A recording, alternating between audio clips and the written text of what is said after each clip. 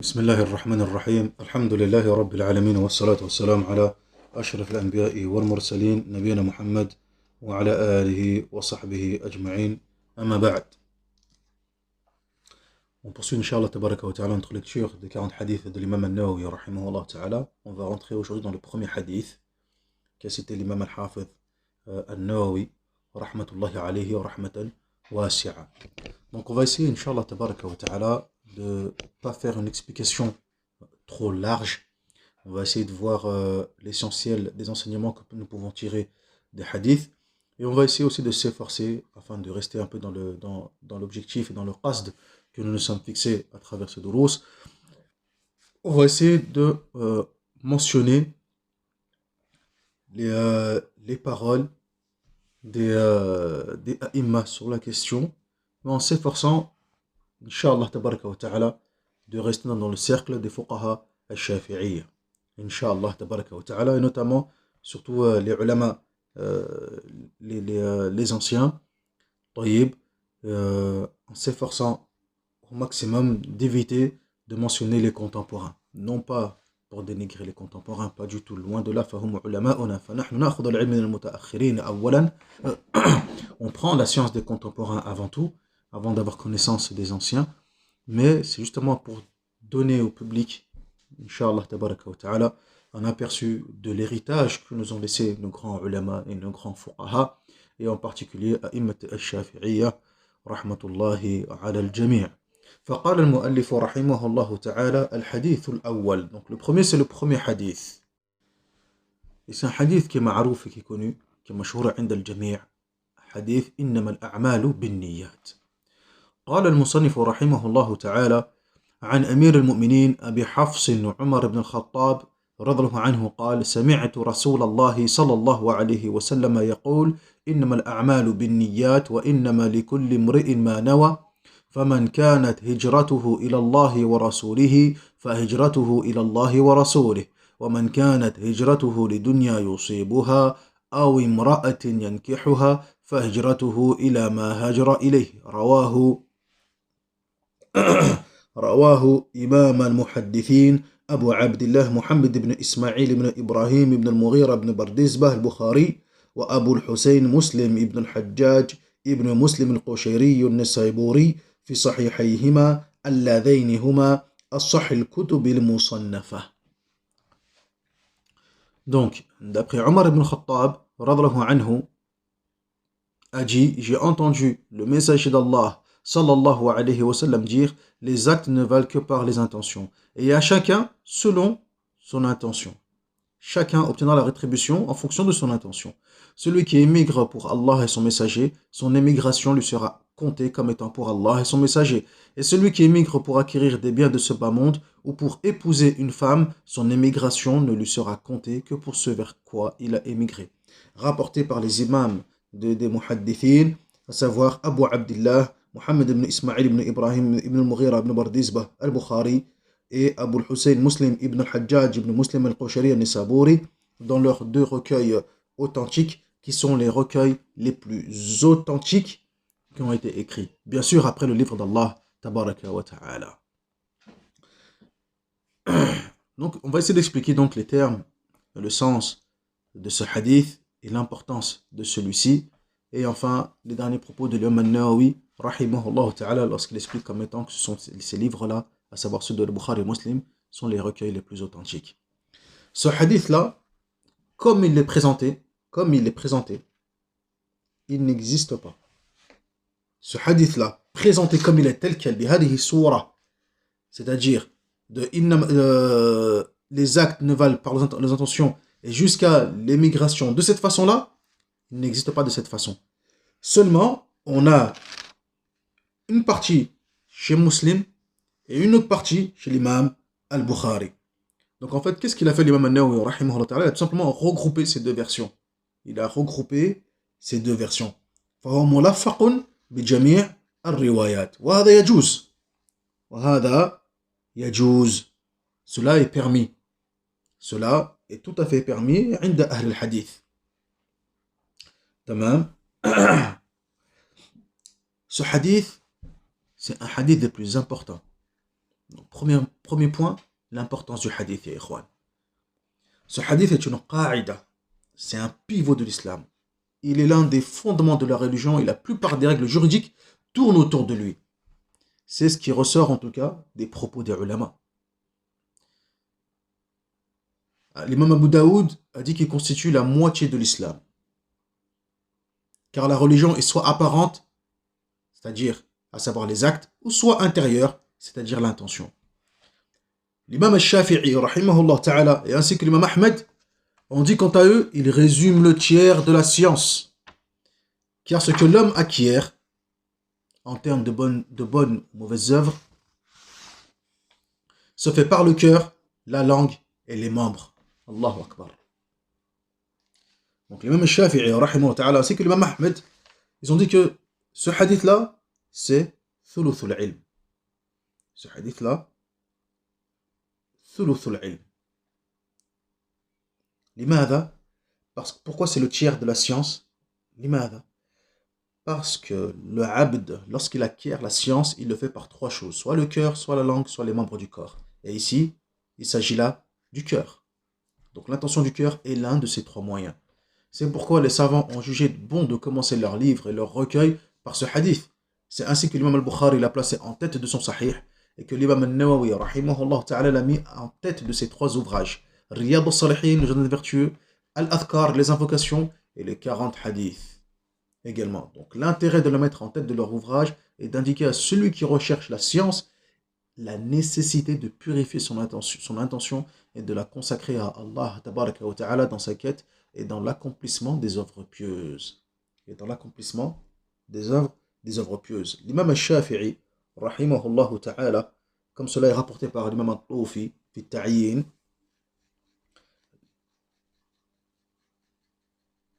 l'imam al-Shafi'i, rahimahullah ta'ala, a dit concernant ce hadith, يدخل هذا الحديث في 70 بابا من الفقه. يدخل هذا الحديث في 70 بابا من الفقه ومراده بالأبواب الكلية, comme l'a dit Ibn Jama'a al-Shafi'i rahimahullah ta'ala. L'imam al-Shafi'i a dit ce hadith-là, il rentre dans 70 chapitres de la jurisprudence, si ce n'est pas plus. Subhanallah. Donc c'est un hadith qui est muhim jiddan, et on verra par la suite l'importance justement de l'intention عند الشافعية concernant la condition de validité des actes ou non. On rapporte concernant les circonstances de ce hadith, on rapporte que At-Tabarani rahimahullah ta'ala dans son Mu'jam al-Kabir, il mentionne, d'après une chaîne de transmission qu'il a jugée comme étant sûre, d'autres ont critiqué cette chaîne de transmission et l'ont rendu faible. Cependant, il est mentionné qu'il y avait un homme qui dit que Abdullah ibn Mas'ud a dit qu'il y avait parmi nous un homme qui avait demandé en mariage une femme appelée Qais. Celle-ci refusa de l'épouser à moins qu'il consente à émigrer de Mecca vers Médine. Et il fit le voyage et se maria avec elle. C'est pourquoi nous l'appelions Muhajir Qais, l'émigré Qais, celui qui a fait la hijra pour Qais. Taïb, hada huwa. Qu'est-ce qu'on peut retenir du hadith et de ses bonnes directives et de ses enseignements? Premièrement, l'intention est une condition de validité des actes. Et na'am. C'est la raison pour laquelle les ulama ont mentionné ce hadith comme étant quoi donc? Comme étant la balance des œuvres intérieures. Donc, la balance des œuvres intérieures, c'est ce hadith. Innama al-a'malu bin-niyat. Les actes ne valent que par leur intention. Et on a une autre balance. Un autre hadith qui est aussi également une balance, mais pour les œuvres et les actes extérieurs. Le hadith Aïcha, qui est mentionné également dans ce hadith, dans ce livre, qu'on verra par la suite, Inch'Allah, tabaraka wa ta'ala. Tous les savants sont d'accord pour affirmer que les actes des croyants légalement responsables, qu'on appelle al-mukallafoun, ceux qui sont musulmans, qui ont al-aql, qui ont la raison, qu'ils ont atteint l'âge de discernement, ils sont responsables. Ils se doivent de s'acquitter de leurs obligations religieuses. Donc tous les savants sont d'accord pour affirmer que les actes des croyants légalement responsables ne sont considérables aux yeux de la religion et n'entraînent de rétribution qu'en présence de l'intention. Et na'am, qu'en présence de l'intention. L'intention, c'est une balance. Comme on a dit, la balance des actes intérieurs et du cœur. D'ailleurs, c'est la raison pour laquelle ce hadith est considéré comme étant une qa'ida. Est considéré comme étant, barakallahu fikum, une qa'ida, une règle fondamentale parmi les règles de la religion. C'est d'ailleurs pour laquelle l'imam al-Sayyid Abil Ahdal al-Yamani al-Shafi'i, rahimahullah ta'ala, dans son poème Al-Fara'id al-Bahiyya, Nazm al-Qawa'id al-Fiqhiyya, l'imam Abil Ahdal al-Yamani al-Shafi'i, rahimahullah ta'ala, a écrit un poème dans lequel il a regroupé l'ensemble des Qawa'id al-Fiqhiyya. En tout cas, une grande majorité de ces qawa'id, de ces règles. Ce poème et ces règles, il les a tirés d'un autre livre de l'imam as-Suyuti, rahimahullah ta'ala, Jalaluddin as-Suyuti, Al-Ashbah wal-Nadha'ir, في فروع قواعد فروع الشافعية. الأشباه والنظائر de l'imam as-Suyuti, rahimahullah ta'ala. La première règle qu'il a mentionnée, Abu al-Ahdal al-Yamani, rahimahullah ta'ala, première règle, الأصل في الأمور بالمقاصد ما جاء في النص الحديث الوارد أي إنما الأعمال بالنيات وهو مروي عن الثقات.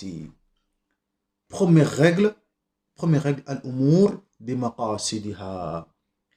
Les choses, toute chose dépendra de son but et de son intention. بمقاصدها. Tamam. Et il se base sur quoi donc? Sur ce hadith du prophète sallallahu alayhi wa sallam. Donc ce hadith est un hadith qui est azim, jiddan, jiddan. De celui-ci va dépendre quoi donc? La validité des actes. Car on rappelle que les actes, barakallahu fikum, toute forme d'adoration, pour qu'elle soit acceptée et valide auprès d'Allah tabaraka wa ta'ala, il faut que ces actes-là remplissent deux conditions. La première, c'est ce hadith. Innamal a'malu binniyat. Que cet acte-là soit voué à Allah, tabaraka wa ta'ala, exclusivement à Allah azza wa jalla. La sincérité. La sincérité. Al-ikhlas. Tayyib. Première chose. Et la deuxième chose, et c'est le hadith à Aïcha en question, radhiyallahu anha, c'est que cet acte-là soit en conformité avec la sunna du prophète sallallahu alayhi wa sallam. Comme dans le hadith à Aïcha qu'on verra par la suite, Inch'Allah tabaraka wa ta'ala, le hadith Man amila amalan laysa alayhi amruna fahuwa raddun. Quiconque fait une action, fait quelque chose qui ne fait pas partie de notre religion, il verra cette chose rejetée. Il verra cette chose rejetée. Donc, ça c'est la balance intérieure et l'autre la balance extérieure. Donc ça c'est une qa'ida qui est muhimmatun jidda, une règle qui est très importante. Donc l'intention est un pilier et une condition de validité dans les pratiques cultuelles qui sont des fins en elles-mêmes, comme la prière, le pèlerinage et le jeûne, etc. Tandis que pour les actes qui sont seulement des moyens, comme les ablutions, le lavage du corps, elle est considérée par les ahnaf comme une condition de perfection, shart au kamal. Donc, les ulama sont d'accord pour dire que les actions, les pratiques cultuelles qui sont des fins en elles-mêmes, c'est l'objectif en soi, as-salat, al-hajj, etc. Pour eux, l'intention est un pilier. Ma fi ishkal. Par contre, pour les actes qui sont seulement des moyens, comme la purification est un moyen. Pourquoi on se purifie? Pour pouvoir accomplir la salat. Donc la purification est un moyen, c'est une wasila pour aller faire le but, al-qasd, al-raya, l'objectif qui est as-salat. Pour les ahnaf, ceux qui suivent le madhab de l'imam Abu Hanifa, l'intention ici c'est une condition de perfection. C'est pas obligatoire, c'est une condition de perfection. Si tu mets l'intention, masha'Allah, jamil. Si tu mets pas l'intention, c'est pas grave, ma'alik shay. Tandis que pour les shafi'iyya et d'autres, c'est une condition de validité. Shart as-sihha. Shart as-sihha. Al-umur bimaqasidiha. Al-aslu fil umur bil maqasidi. ما جاء في النص الحديث الواردي. Ça c'est une قاعدة qui concerne l'ensemble des actes عند الشافعية. هذا هو القول المعتمد في المذهب. طيب, que c'est une condition de validité, shart siha, sans laquelle l'acte n'est pas validé. Ensuite, les Shafi'iyya, ils ont un kalam tawil concernant l'intention. On a souvent reproché aux Shafi'iyya le mas'ala de l'intention et tout, etc. Donc là, on va voir un autre élément, quand et comment formuler l'intention. Donc les Shafi'iyya, les fuqaha Shafi'iyya, ma'rouf, ils disent que l'intention doit être formulée au commencement de la pratique cultuelle, au moment de prononcer la formule Allahu Akbar, en vue d'accomplir la prière, au moment de se mettre en état de sacralisation pour le pèlerinage al-ihram bil-hajj. Quant aux jeunes, il suffit de formuler l'intention, de le faire avant l'aube, car il est difficile de connaître le moment exact où celle-ci se lève, etc., etc. L'intention a pour siège le cœur, mahalluha, al-niyya mahalluha al-qalb. Bien qu'il ne soit pas obligatoire de la formuler verbalement, il est préférable de le faire.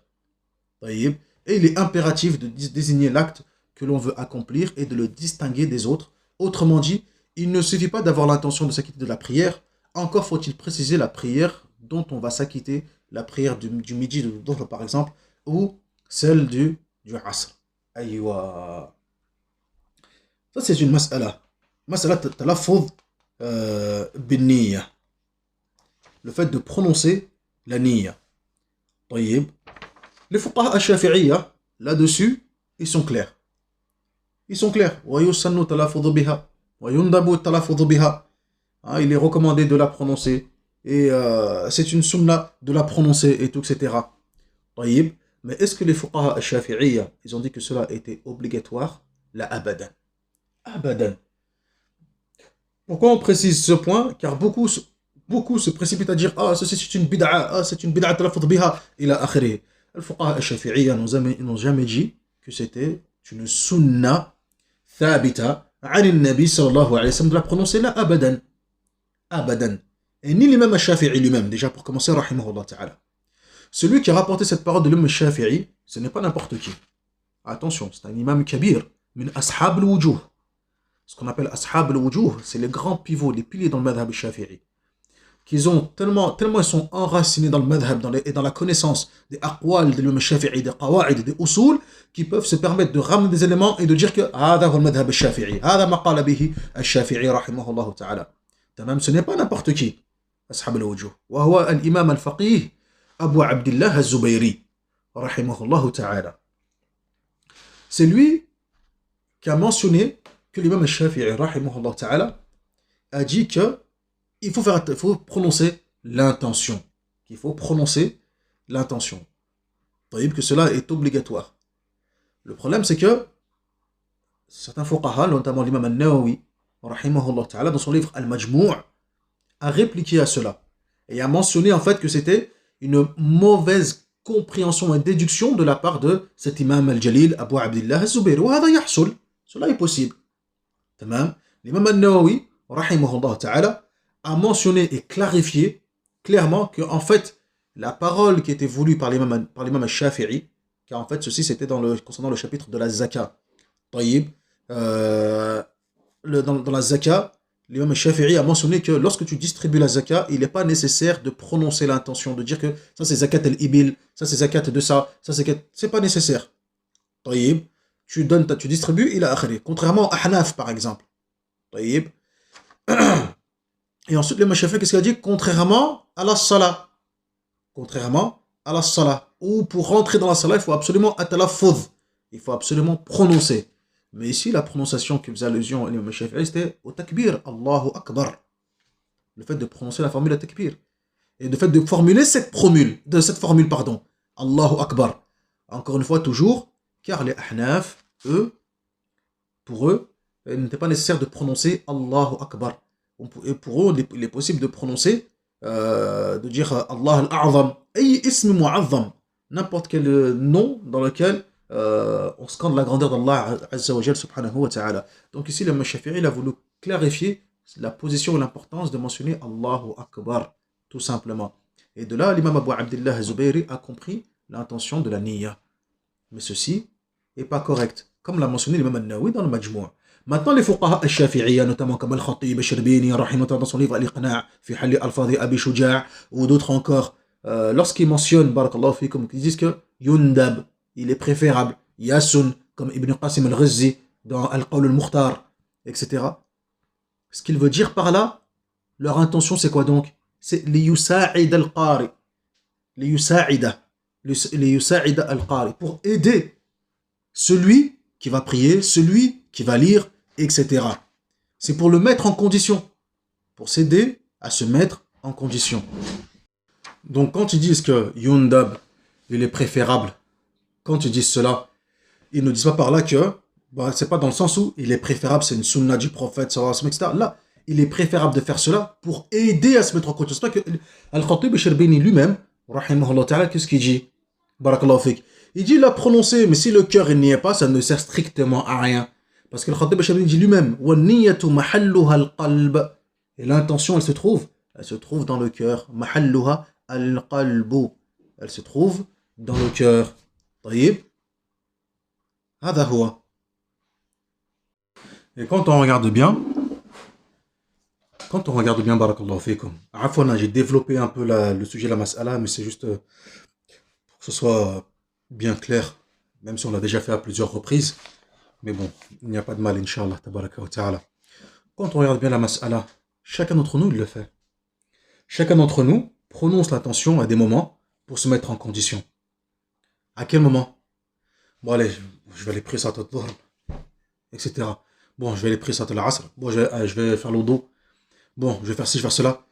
Des fois, on arrive à la salat. Oh, je prie. Quelle salat déjà? Ah oui, Salat al-Dhuhr.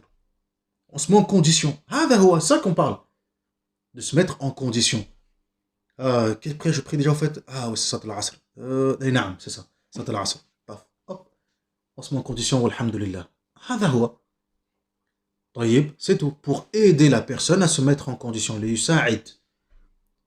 ليساعد القلب.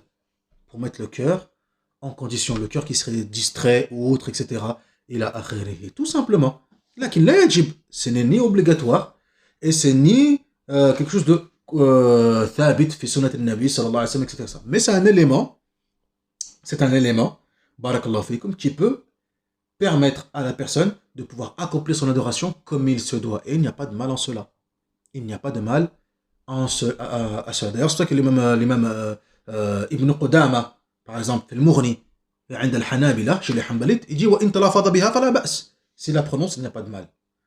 Chez les Ahnaf, c'est exactement la même chose. Chez les Malikiya, c'est une bid'a.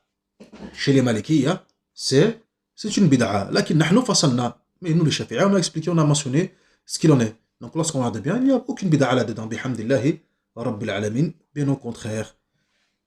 Tamam. C'est pour ça que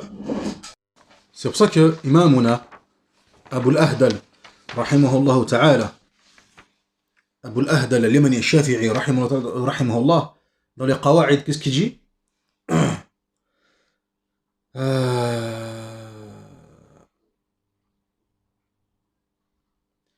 نعم وليس ذكرا يجب استحضارها إلى الفراغ بل كفى انسحابها أما محلها فقلب الناوي في كل موضع بلا مناوي فليس يكفي اللفظ باللسان مع انتفائها من الجنان واللفظ واللسان حيث اختلفا فليعتبر بالقلب من غير خفا. هذا كلام جميل جدا. Qu'est-ce qu'il dit Abu al-Ahdal في القواعد? Abu al-Ahdal al-Shafi'i rahimahullah ta'ala, qu'est-ce qu'il dit? Il dit le fait de la prononcer, c'est pas obligatoire. À partir du moment où la personne stahbaraha. Ce qui est important, c'est le fait de l'avoir fait le qalb. طيب. Donc parce que la présence d'attention est dans le qalb. Mahalluha fal qalb an-nawi. C'est dans le qalb de celui qui a l'intention. Dans n'importe quelle situation. Et ça ne suffit pas de la prononcer avec la langue si le cœur n'est pas présent. Si le cœur n'est pas présent. Et si la langue et le cœur divergent, c'est-à-dire que si dans ton cœur, tu as l'intention de faire Salat al-Asr, mathalan, et toi avec ta langue, tu prononces Salat al-Maghrib, c'est quoi qu'on prend en considération? فَلْيُعْتَبَرْ بِالْقَلْبِ مِنْ غَيْرِ خَفَا. فَلْيُعْتَبَرْ بِالْقَلْبِ. On prend en considération al-qalb. طيب. On a terminé avec ça, Inch'Allah, tabaraka wa ta'ala. Et ceux qui ont plus de détails, donc ils reviennent, comme on a mentionné ici, au Qawa'id, al-Fara'id al-Bahiyya d'Abu al-Ahdal, al-Yamani al-Shafi'i, rahimahullah ta'ala, ou encore al-Iqna' fi halli al-Fadhi Abi Shuja' de hada l'imam al-Kabir, al-Khatib, al-Shirbini, al-Shafi'i, rahmatullahi alayhi, rahmatan wasi'a. Mérite de l'intention. Le croyant qui formule l'intention de faire une bonne œuvre, mais qui en est empêché par une raison contraignante ou autre, comme la maladie ou la mort, etc., il obtient quand même la récompense pour son intention première. Innamal a'malu binniyat. Subhanallah. Ensuite, la sincérité dans les actes d'adoration. Qu'est-ce qu'on retient de ce hadith encore? La sincérité dans les actes d'adoration. Le hadith nous incite à la sincérité dans chacun de nos actes et dans nos pratiques cultuelles pour en être récompensé dans la vie dernière et récolter le succès et la réussite dans la vie d'ici-bas. Et enfin, cinquième chose, c'est que l'intention corrige le statut des actes. Lorsqu'on accomplit quelques actes utiles et quelques bonnes œuvres qui ne relèvent pas du culte, avec une bonne intention, en toute sincérité et dans l'espoir de l'agrément d'Allah, tabaraka wa ta'ala, ils deviennent des actes d'adoration. Donc l'intention est importante pour obtenir la récompense auprès d'Allah Azza wa Jal. Premièrement, pour que cette adoration soit véritablement vouée à Allah, tabaraka wa ta'ala, et celle-ci afin d'être récompensée. Deuxièmement, avec cette intention, un acte qui peut être banal et simple, comme manger, comme boire, etc. Mais si on a l'intention par cela de vouloir renforcer son corps pour pouvoir adorer Allah Azza wa Jal avec beaucoup plus de vigueur, etc., on peut en être récompensé. Et enfin, troisième encore élément concernant l'intention qui est très importante, c'est que l'intention permet de distinguer entre les adorations et les ibadat. Euh, on a le dhuhr et l'asr, qui sont des prières qui se ressemblent, arba'a raka'at, c'est notre intention qui va distinguer celle-ci de celle-là. On a la sunnat al-fajr et la prière obligatoire du fajr, c'est notre intention qui va distinguer entre celle-ci et celle-là. Donc l'intention corrige le statut des actes. Wallahu a'lam. Et avec ça, on a terminé le premier hadith. Et enfin, dans le prochain cours, Inch'Allah, tabaraka wa ta'ala, on rentrera dans le second hadith, bi'idlahi azza wa jal. Subhanaka Allahumma wa bihamdik. Ashhadu an la ilaha illa ant. أستغفرك وأتوب إليك والحمد لله رب العالمين وصلى اللهم على نبينا محمد وعلى آله وصحبه أجمعين.